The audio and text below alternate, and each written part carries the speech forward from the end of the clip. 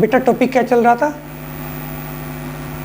Topic ये चल रहा था, आदिनाथ भगवान ने सबसे पहले नंबर पे तो आदिनाथ भगवान का इसके अंदर गर्भ कल्याणक जन्म कल्याणक बनाया था। उसके बाद आदिनाथ भगवान का कुमार काल के बारे में थोड़ा सा वर्णन किया था। फिर उसके बाद उनको वैराग्य हो गया था, वैराग्य हो गया था ना, फिर वे तपस्या करने के लिए चले गए थे। उसके बाद उनके मन में ये आया कि जब तक मैं एक बार भी आहार नहीं लूँगा, आहार चर्या का पता कैसे चलेगा, ठीक है ना। तो 6 महीने तक तो उन्होंने केवल साधना की। 6 महीने के बाद वे आहार के लिए उठे। किसी को पता ही नहीं था कि ना आहार कैसे देते हैं, आहार की विधि का पता ही नहीं था। तो आहार कोई कह रहा था कि आप ये ले लीजिए, कोई कह रहा था आप ये ले लीजिए, वे कुछ नहीं लेते थे और वे वापस चले गए। इस तरह 13 महीने 8 दिन तक कोई आहार नहीं हुआ। फिर वे विहार करते करते हस्तिनापुर आ गए। हस्तिनापुर आ गए वे। हस्तिनापुर के अंदर जो राजा सिरियांश और उनके भैया, राजा सिरियांश के भैया का क्या नाम बताया उन्होंने? सोमदत्त और सिरियांश दोनों के दोनों भगवान के दर्शन के लिए आए। राजा सिरियांश उनके पूर्व भाव में पत्नी थे। उनको देखने के बाद उनको जाति स्मरण हो गया और उन्हें आहार की विधि का ध्यान आ गया। तब उन्होंने पड़गान किया। नवधा भक्ति से हम आहार देते हैं ना, पहले 3 क्या बोलते हैं, शुद्धि बोलते हैं, इस तरह से ऊंचा आसन करते हैं, चरण धोते हैं, नवधा भक्ति पूर्वक आहार देते हैं। तो राजा सिंहासन ने नवधा भक्ति पूर्वक किस चीज़ का आहार दिया था? गन्ने के रस का। कल ये वर्णन आया था, है ना। जब भरत जी को ये पता चला कि भगवान ऋषभ देव का आहार हो गया है, तो उन्होंने उनके आहार की अनुमोदना करने के लिए आए। राजा सिरियांश की उन्होंने बहुत प्रशंसा की कि उन्होंने तीर्थंकर भगवान को पहला आहार दिया। उनकी अनुमोदना करके वे चले गए, भरत जी, ठीक है ना। अब यहाँ तक तो हो गया था कल। आज क्या टॉपिक क्या है? भरत चक्रवर्ती तथा कामदेव बाहुबली। चक्रवर्ती तो उसमें ही आते हैं 63 लाख पुरुषों में, और कामदेव महापुरुषों में 169 महापुरुष होते हैं, उसके अंदर कामदेव भी आते हैं। भगवान ऋषभ देव के वैराग्य धारण करने से पूर्व भरत का राज्याभिषेक किया गया, क्योंकि बड़े पुत्र यही थे। इसके पश्चात भरत ने अपने राज्य विस्तार किया तथा चक्रवर्ती पद प्राप्त कर लिया। चक्रवर्ती पद हम अपनी इच्छा से प्राप्त कर पाएंगे? उसके लिए क्या जरूरी है?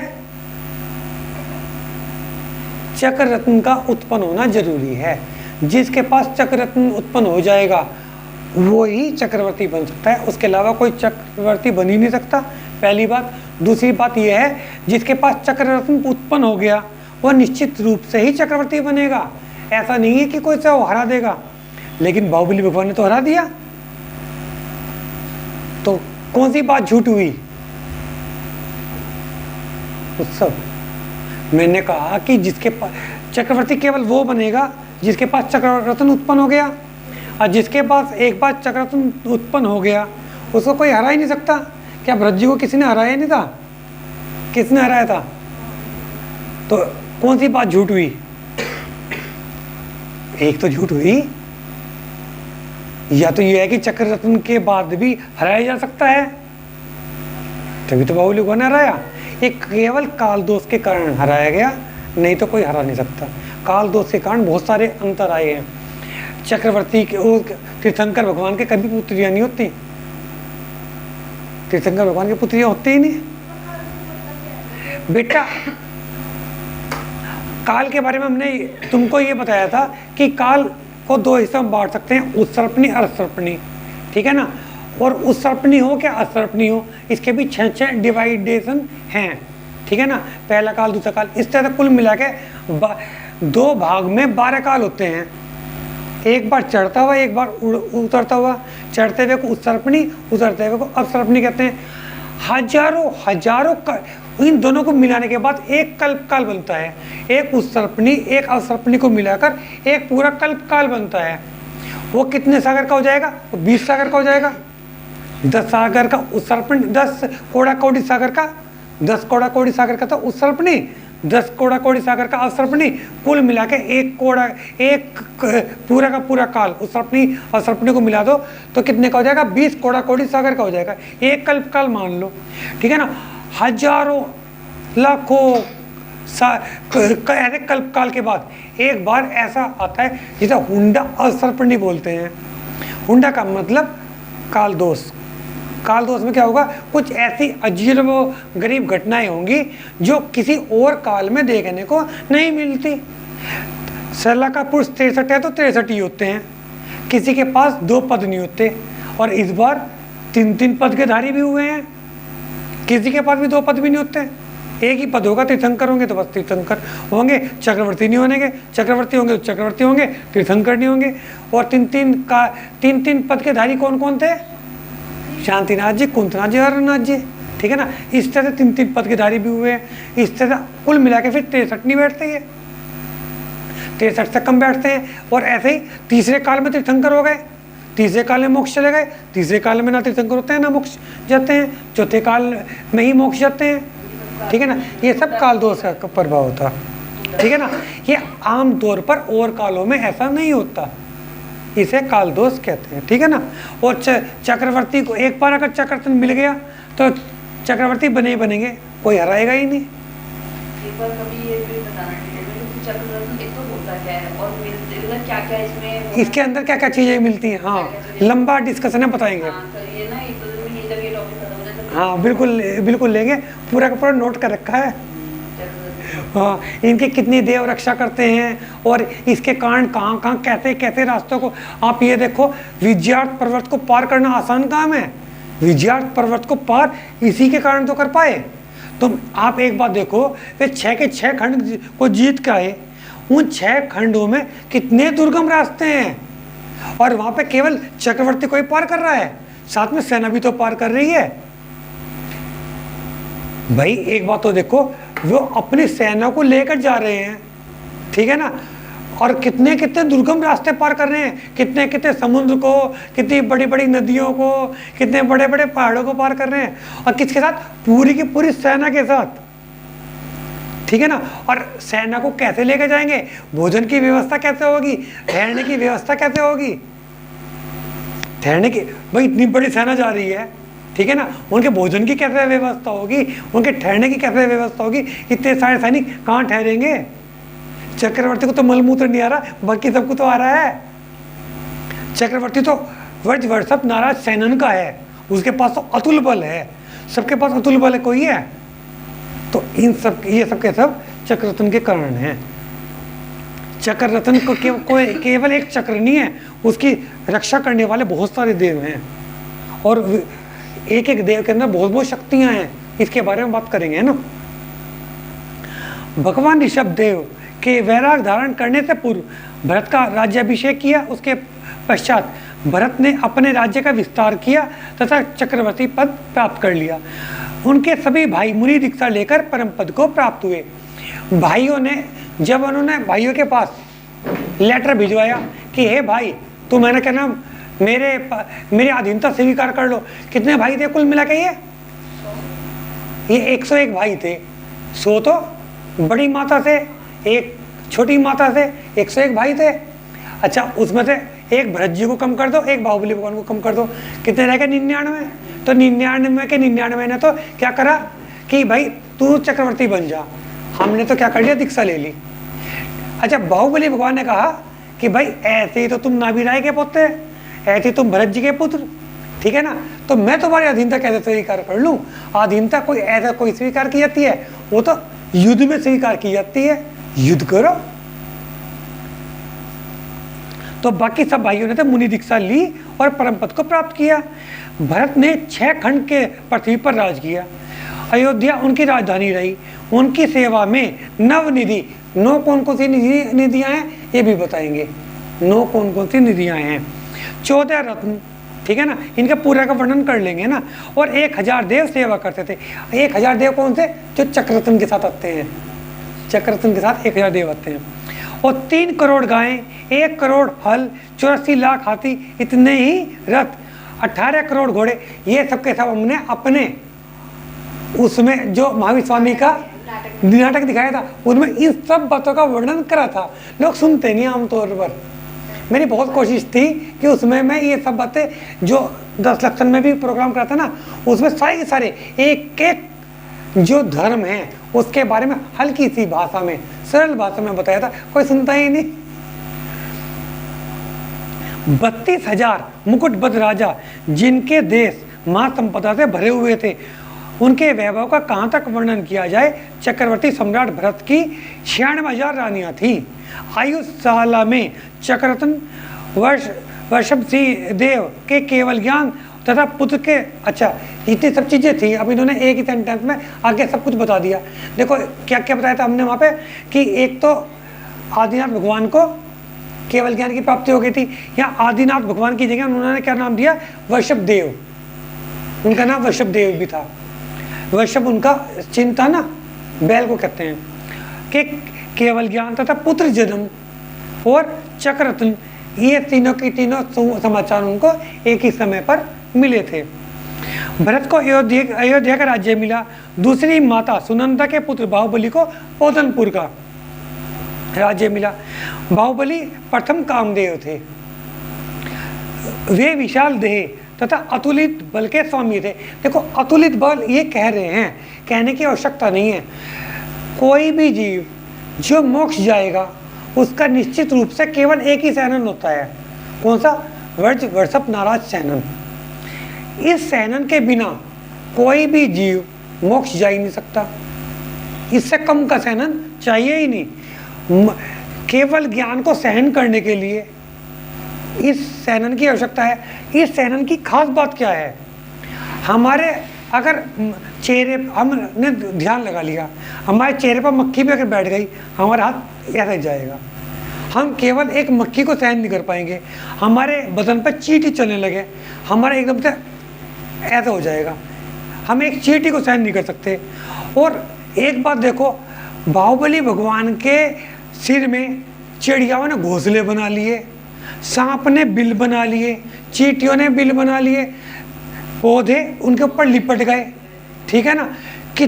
और एक वे पैर, दोनों पैरों पर नहीं खड़े थे, पैर के एक अंगूठे पर खड़े हुए थे वे।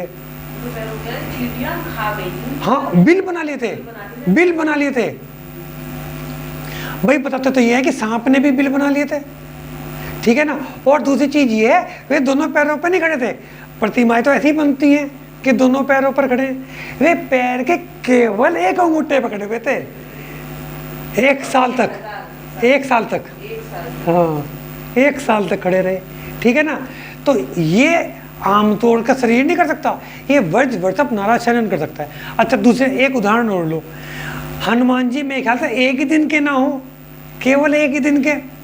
जब वे विमान से एक चट्टान पर गिरे, पहाड़ पर गिरे, और पहाड़ के तो चूरे चूरा हो गया, और वे अपने पैर का अंगूठा पीटते रहे, वे अपने पैर का अंगूठा पीटते रहे, ठीक है ना। ये कौन सा है सैनन है? ये वर्षभ नाराज सैनन है। सैनन 6 हैं, उसके बारे में भी डिटेल में बाद में बताएंगे। रेगुलर क्लास में आते रहो, हल्का हल्का इन सब चीज़ों के बारे में वर्णन करते रहेंगे और तुम्हें बहुत कुछ याद हो जाएगा, ठीक है ना। तो ये कहने की आवश्यकता ही नहीं, अतुलित बल तो होता ही है। तथा वे नीति निपुण स्वतंत्र राजा थे। कौन? बाहुबली भगवान का वर्णन है। वे भरत के अधीनस्थ नहीं थे। कहते थे कि जब वे भी महान ऋषभ देव के ही पुत्र हैं, जो मैं भी बता रहा था, तो वे अधीनता कैसे स्वीकार कर लें। भरत ने बाहुबली भगवान पर चढ़ाई कर दी। तब दोनों, अच्छा अब चढ़ाई दोनों की हो गई। जो मंत्री थे, मंत्री भी बुद्धिमान थे, मंत्रियों को पता है कि इन दोनों भाइयों का तो कुछ बिगड़ ही नहीं सकता। क्यों? दोनों मोक्षगामी हैं, बेकार में सेना कटेगी और हिंसा होगी। तो उन्होंने क्या सोचा कि हिंसा नहीं कराते, दोनों भाई आपस में लड़के तय कर लेंगे कि कौन सा विजयी है। तो 3 युद्ध तय हुए। कौन कौन से? जल युद्ध, मल युद्ध और नेत्र युद्ध।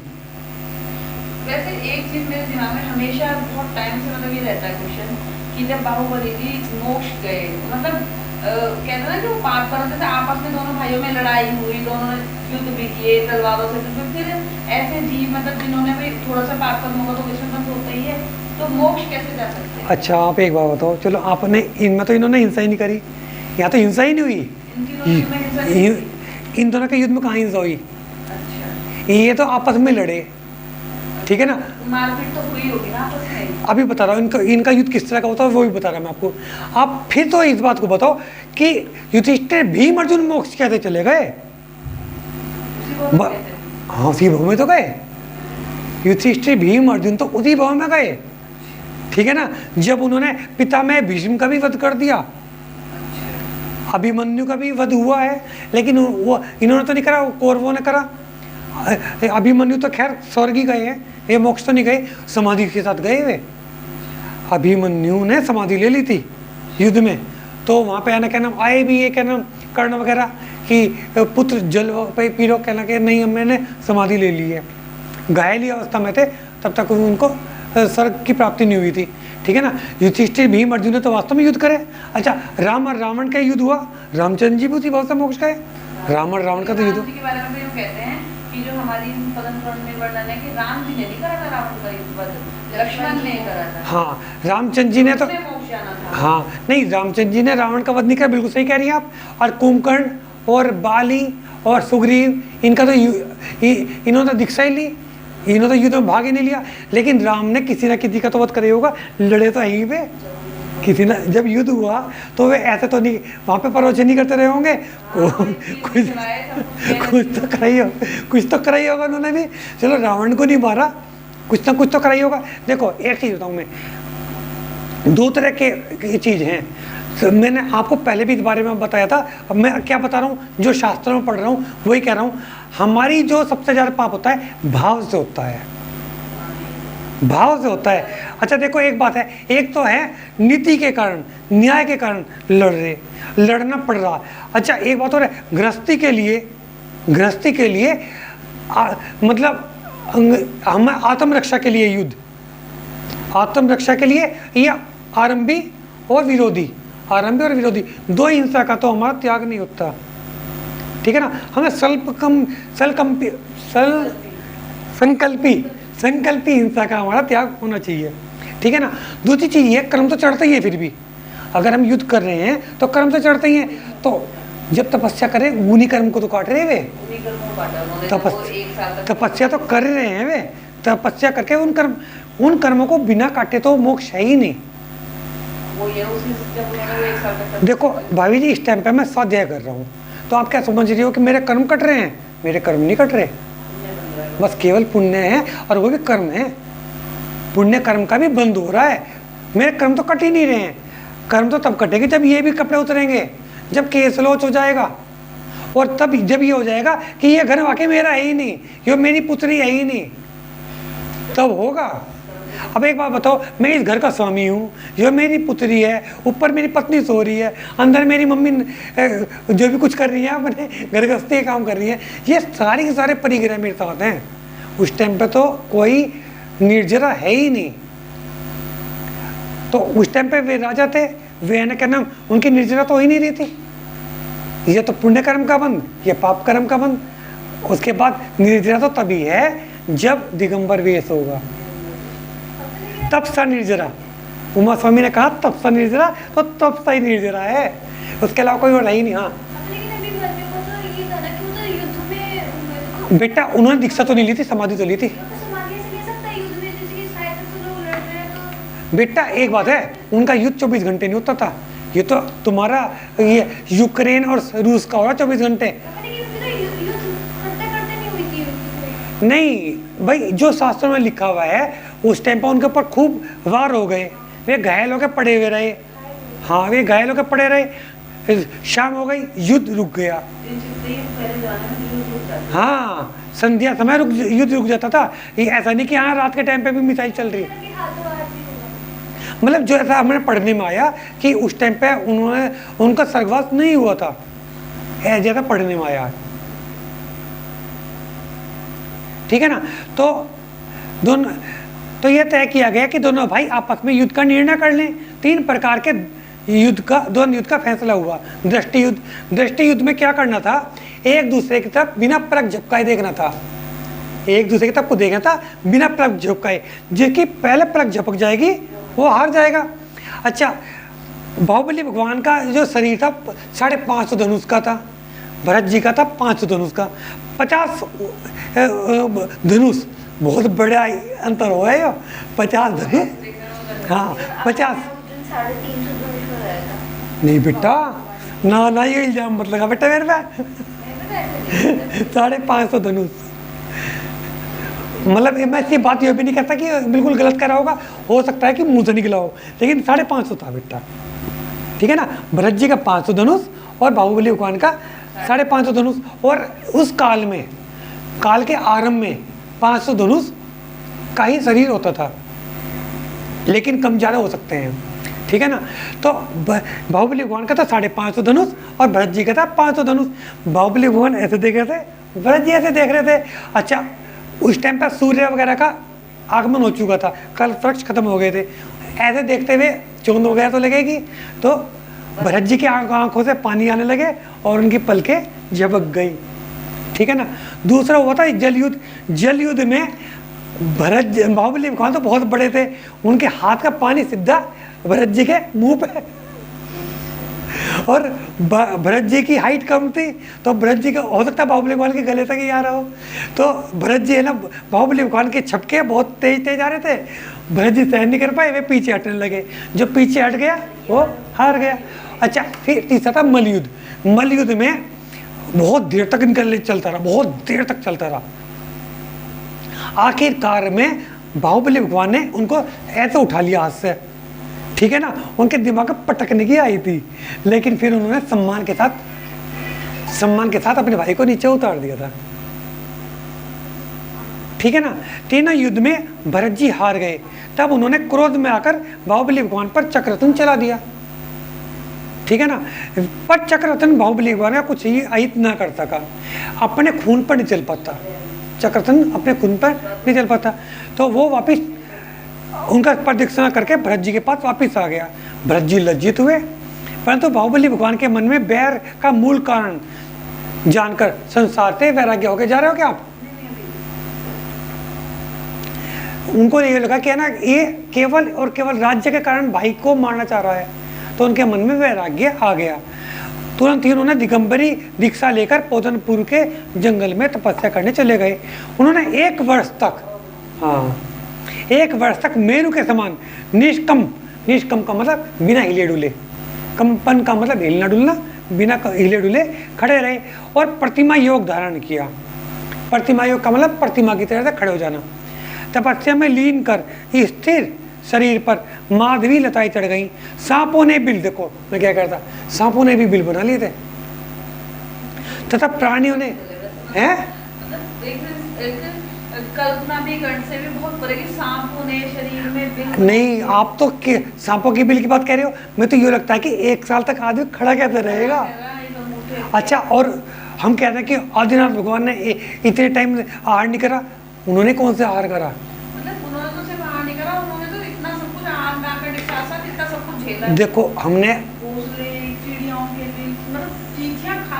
हाँ हमने वैसे इस बारे में प्रश्न करा था कि तीर्थंकरों के अलावा अगर किसी की प्रतिमा देखने को मिलती है, केवल बाहुबली भगवान की देखने को मिलती है, या तो मंदिरों में केवल तीर्थंकरों की मिलेगी, अब मोक्ष तो बहुत गए, या फिर बाहुबली भगवान की मिलेगी। बाहुबली भगवान के मंदिर तक हैं हसनापुर में, जो हाँ गोमटेश बाहुबली, ठीक है ना। और हसनापुर में भी जब मेन मंदिर के बाहर केवल बाहुबली भगवान का मंदिर है। तो हमने ये पूछा कि बाहुबली भगवान के ही मंदिर क्यों हैं, तो सबसे कठोर तपस्या केवल और केवल बाहुबली भगवान की लगी, सबसे कठोर तपस्या। जिन्होंने दीक्षा के बाद हार लिया ही नहीं, उन्होंने हार ही ले लिया दीक्षा के बाद, सबसे कठोर तपस्या उन्हीं की रही। सांपों ने बिल तथा पक्षियों ने घोंसले बना लिए। 1 वर्ष पश्चात बाहुबली भगवान को केवल ज्ञान प्राप्त हो गया। भरत ने आकर बाहुबली भगवान की पूजा स्तुति की। थोड़े समय उपरांत ही केवली बाहुबली ने निर्वाण प्राप्त कर लिया। इस असर्पणिक काल में बाहुबली ने ही प्रथम मोक्ष मार्ग प्रशस्त बनाया। अब देखो चाची जी से मैंने इस बात को कहा तो है नहीं, चाची जी बार बार कह रहे थे कि है ना बाहुबली भगवान से पहले इनके अनंत अनंत वीर्य है, ठीक है ना। अब बताओ इसमें क्लियर क्या लिखा है ना, अनंत वीर्य। मैंने भी आपको बताया हाँ कि चालीसा में लिखा है कि बाहुबली की पुत्र हाँ सबसे पहले मोक्ष हाँ चाची जी से मैंने कहा इस बारे में कहा नहीं, क्योंकि है ना मेरे दिमाग में ये होता कि कम से कम बिना प्रमाण के कहना गलत है, ठीक है ना। हाँ अनंत वीर्य मतलब आदिनाथ भगवान जी तो पहले ही गए, ये बात तो पक्की है, लेकिन हमने भी यही पढ़ा कि बाहुबली भगवान सबसे पहले गए। अब देखो यहाँ क्लियर लिखा है कि असपनिक काल में बाहुबली ने ही प्रथम मोक्ष मार्ग प्रशस्त बनाया, ठीक है ना, सबसे पहले वही गए। भरत चक्रवर्ती ने 6 खंड के निष्कंटक राज्य किया। उनके राज्य में प्रजा ने विद्याधरों की भांति ही सभी सुखों का उपभोग किया। लोग भोग भूमि की थे सुखी थे। भरत जी की रानी का नाम सुभद्रा था जो इंद्राणी की थे की भांति सुंदर थी। उनके अनेक पुत्र हुए जिन्होंने भरत जी के राज्य को काफी समय तक सुखपूर्वक राज्य किया। ये बताओ ये वाला पढ़ लूं ना पढ़ूं? आ जाए ना तू, ठीक है। जिनवाणी जग मैया जन्म दुख में तो, जिनवाणी जग मैया जन्म दुख में तो, जन्म दुख मेट दो मरण दुख मेट दो। जिनवाणी जग मैया जन्म दुख मेट दो। समो शरण सा महल तुम्हारा कंधर जैसे भैया, समो शरण का महल तुम्हारा घर जैसे भैया। कौन कौन से पुत्र तुम्हारे कीर्तन करते सैया, जन्म दुख में दो। जिनवाणी जग मैया जन्म दुख में दो। सात छह द्रव्य बताए ओ उपकारी मैया, सात छह द्रव्य बताए ओ उपकारी मैया। जो भी शरण में आया उसकी पार लगा दी नैया, जन्म दुख में दो। जिनवाणी जग मैया जन्म दुख में दो। नाम तुम्हारा तुम हो जग की मैया, संकट मोचन नाम तुम्हारा तुम हो जग की मैया। हाथ जोड़कर शीश नवाऊं पढ़ूं तुम्हारे भैया, जन्म दुख में दो। जिनवाणी जग मैया जन्म दुख में दो। या वाणी के ज्ञान से सूझे लोकालो, सो वाणी मस्तक नमो सदा दे तुम दो। हे जिनवाणी भारती सोई पूछे, जो तेरी शरणा गए सो पावे सुख। जिनवाणी माता की